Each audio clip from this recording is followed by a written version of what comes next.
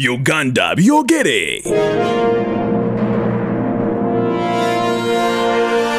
Mu ngeri ya ssenga omukyala abeera n'obunnya kabina abeera na kyanjawulo ki?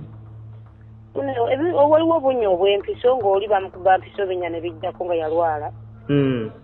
Waliwo n'obunnya obujja kuba bubeera waggulu wa kabina mu kisekeseke. Naye kaakati waliwo omunnange omukyala kiva ku mubiri gwe omuntu alina ennyama ennene yeereetamu ebinnyanya.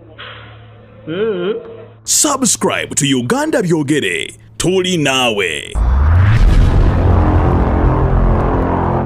Kiringa bw'onoolaba abamugaba edda bagamba bamugaba baabanga babyama era baabanga mu kisenge mbu baabanga baakabi.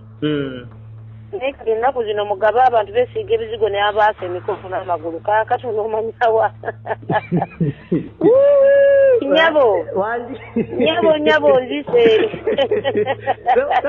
Tuwe bwino. Kaakati nno munnange ebyo by'obunnya ku kabina. Giba ku nyama nnene. Yesebo. Okay. Ekitegeeza naye kati ekisinga okubeera ekyenjawulo kyakulaga nti omuntu atafa ku kizibu kye nti alina ekinnya naye n'ebinnya ebyo biri ku kabina n'amanya nti ekizibu akirina ate n'akyeyambulira abantu bakimanye.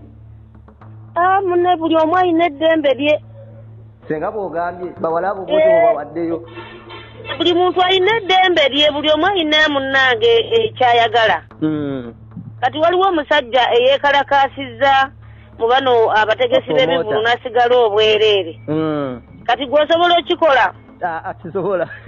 Buli omu munnange alina eddembe, buli omu alina enneeyisa ye gye yeeyisaamu. Senga kisinzira abeerawo okubeera nga weekalakaasa nga weeyambudde ng'olina ensonga eyo gy'ogamba nti nina obulumi bwe buti ne bwe buti bannategeka ebivulu ne batansasula.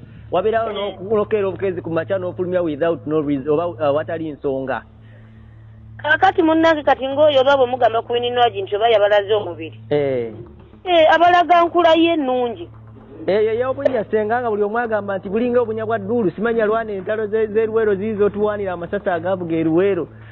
Buli omu waddembe okwogera ky'aba ayagadde naye oli ye bw'aba alaba ng'enkula ye temuswaza. Munnange akyenyumirizaamu. Era naawe bw'oba olina ekifo ekisava nga atoka ku mubiri gwo oyagala okiraga abalala taata oli waddembe. Nyabo! Subscribe to Uganda byogere. Tuli naawe.